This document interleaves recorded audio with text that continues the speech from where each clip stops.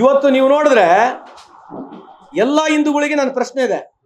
ಏನು ಹಿಂದೂ ಪರವಾಗಿ ಮಾತನಾಡ್ತಕ್ಕಂಥ political party ದಿನ ಬೆಳಿಗ್ಗೆ ಇದ್ರೆ ಹಿಂದೂ ಓಟ್ ಮೇಲೆ ಬೆಂಬಲಿಸ್ಕೊಂಡು ಹಿಂದೂ ಬಗ್ಗೆನೇ ಮಾತನಾಡ್ತಕ್ಕಂಥ ಪಾರ್ಟಿ, ಇವತ್ತು ಈ ದೇಶದ ಹಿಂದೂಗಳು ಸೌತ್ ಆಫ್ರಿಕನ್ ಇರತಕ್ಕಂಥ ಯಾವ ಸಿಟಿಸನ್ ಇದ್ದಾನೆ ಅದಕ್ಕಿಂತ ಕಮ್ಮಿ ಇರತಕ್ಕಂಥ GDP ನಲ್ಲಿ ಪರ್ ಕ್ಯಾಪಿಟಲ್ ಇನ್ಕಮ್ ನಲ್ಲಿ ಈ ದೇಶ ಬಂದಿದೆ.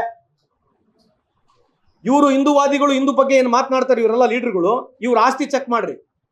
ಯಾರು ಇವ್ ಪ್ರಮುಖರು ಇರ್ತಕ್ಕಂಥ ಹಿಂದೂ ಬಗ್ಗೆ ಮಾತನಾಡ್ತಕ್ಕಂಥ ಎಲ್ಲ ಪೊಲಿಟಿಕಲ್ ಲೀಡರ್ಗಳು ಇವ್ರ ಆಸ್ತಿ ಚೆಕ್ ಮಾಡ್ರಿ.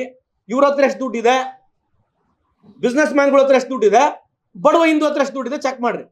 ಇವತ್ತು 85% ಈ ದೇಶದಲ್ಲಿ ಹಿಂದೂಗಳಿದ್ದಾರೆ.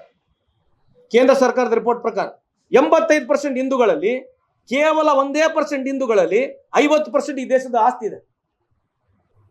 ಮತ್ತೆ ಯಾರಿಗೋಸ್ಕರ ಮಾತನಾಡ್ತಾ ಇದಾರೆ? ಹಿಂದೂ ಅಂತಕ್ಕಂಥ ಪದಗಳು ಯೂಸ್ ಮಾಡ್ಕೊಂಡು ಯಾರಿಗೆ ಅನುಕೂಲ ಆಗಿದೆ? ಯಾವ ಹಿಂದೂ ಬಡವರು ಅನುಕೂಲ ಆಗಿದೆ ಹೇಳ್ರಿ.